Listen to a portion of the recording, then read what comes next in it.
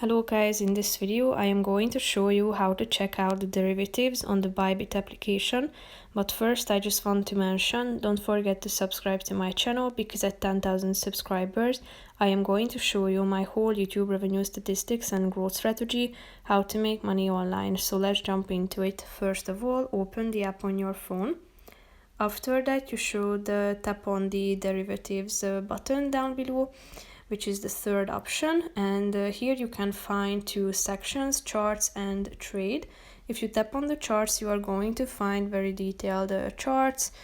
In it you can check out the longs and the short ones, and also order book, trades and contracts are available and are at your disposal. So if you click on the other section, trades, you can find more detailed information here, and you can find a guide to start trading if you are interested. It's indicated with this orange button.